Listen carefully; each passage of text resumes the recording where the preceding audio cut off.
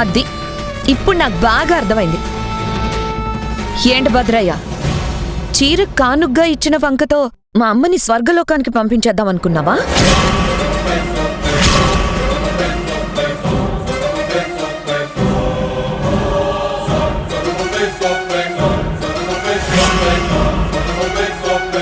ఏం మాట్లాడుతున్నారమ్మా? అమాయకంగా నటించకు.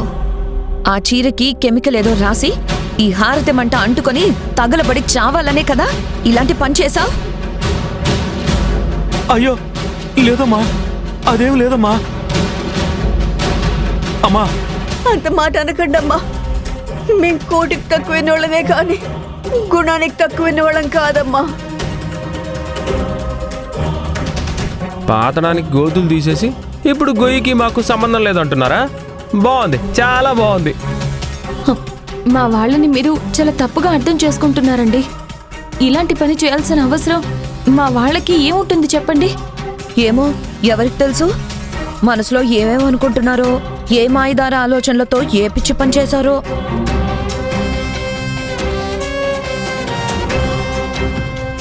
అమ్మో అమ్మో, మా అమ్మని చంపడానికి ఇంత పెద్ద ప్లాన్ వేశారా? అక్క,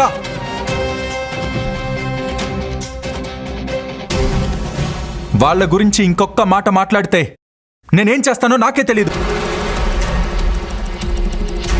ఏంట్రా ఇప్పుడు కాంచన మాట్లాడిన మాటల్లో తప్పే ఉంది? వాళ్ళు నాకు చీర పెట్టే వంకతో చితి పేర్చడానికి ప్రయత్నించారు.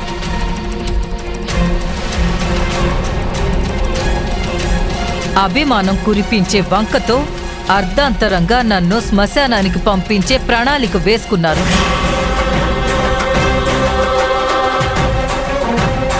వాళ్ళ దుర్బుద్ధి తెలిసాక దవడ పేలగొట్టకుండా వాళ్ళు మంచోళ్ళని మహనీయులని దండోర వేస్తున్నావా?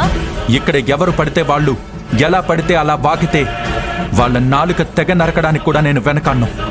చూసారా చూసారా మీ కొడుకు ఎలా అంటున్నాడు? తప్పు చేసిన వాళ్ళను వదిలేసి నా మీదే తలపొగరు చూపిస్తున్నాడు. తప్పటడుగులు వేసిన వాళ్ళని మన్నించి నన్ను తప్పు పడుతున్నాడు. ఒక కన్న తల్లితో మాట్లాడే మాటలేనా ఇవి?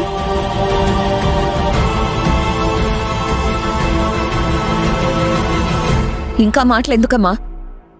ఇలా మంచితన ముసుగులో మర్డర్లు చేసేవాళ్ళని ఊరికే వదిలిపెట్టకూడదు. అమ్మా, మెడ పట్టుకొని గెంటేయాలి. ఇలాంటి బుద్ధి లేని అడ్డగాడిదలకి బుద్ధొచ్చేలా చేయాలి.